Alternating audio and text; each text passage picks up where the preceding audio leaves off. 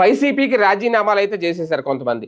రాజీనామాలు చేసి ఇప్పుడు కొంతమంది అయితే ఇప్పుడు బాలినేని శ్రీనివాస్ లేదంటే కిలార్ రోసయ్య ఇలాంటి వాళ్ళైతే వేరే పార్టీలో చేరిపోయారు. జనసేనలోకి వెళ్ళాల్సిన జనసేనలోకి వెళ్ళిపోయారు. కొంతమంది మాత్రం ఎటూ తోచని, ఎటూ వెళ్ళలేక దిక్కు తోచని పరిస్థితిలో ఉండిపోయారు.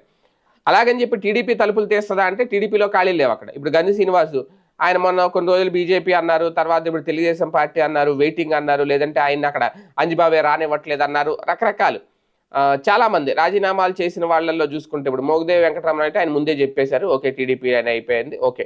కానీ మిగిలిన వాళ్ళు ఇప్పుడు అవన్ శ్రీనివాసు రాజీనామా చేశారు. ఎటు వెళ్లకుండా ఉండిపోయిన పరిస్థితి.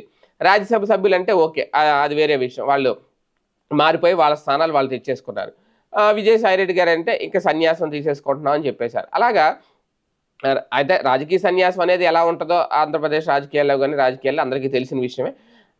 కాకపోతే ఇప్పుడున్న పరిస్థితుల్లో రాజీనామాలు ఎంత వేగవంతంగా జరుగుతున్నాయో కూటమి 3 పార్టీలు కలిసి ఉన్నాయి కాబట్టి ఇమీడియట్‌గా వాళ్ళకి ద్వారాలు తెరిచి స్వాగతాలు అయితే పలకట్లేదు. అది పెద్ద ఇబ్బంది. అలాగని చెప్పి ముందు వాళ్ళు ఎవరితోనో మాట్లాడుకుంటారు. ముందు మీరు రాజీనామా చేసేయండి. మీకు అదే ప్లేస్‌మెంట్ దొరుకుద్ది అనుకుంటారు. వీళ్ళు రాజీనామాలు చేసేస్తారు. తర్వాత కొన్ని రోజులు వెయిట్ చేయండి. ఆగండి, ఆగండి, ఆగండి అంటారు. ఆగండి, ఆగండి, ఆగండి అనేది ఈ లోపల ఆ నాయకుడిని ప్రజలు మర్చిపోయే వరకు వెళ్తది. అది ఆ నాయకుడి రాజకీయ భవిష్యత్తుకే అతిపెద్ద దెబ్బ.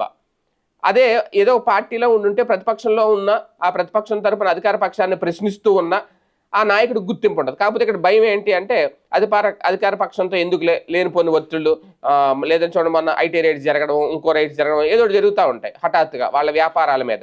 అధికారంలో ఉన్నంతసేపు ఎవరో పట్టించుకోరు.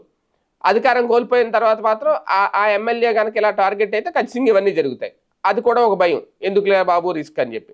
ఎవరికైనా ఉంటుంది ఆ థ్రెట్. టీడీపీ వాళ్ళు మొన్నటి వరకు అలాగే బిక్కుమని ఉన్నారు. ఇప్పుడు వైసీపీ వాళ్ళు అలాగే ఉంటున్నారు. కాకపోతే రాజీనామాలు చేసేసిన తర్వాత తొందరపడి కాకపోతే ఈసారి జగన్ విషయంలో తొందరపడి రాజీనామాలు చేసి పైగా ఆ 11 నెంబర్ ఏదైతే ఉందో దాన్ని చూసి ఇంకా భయపడిపోతున్నారట.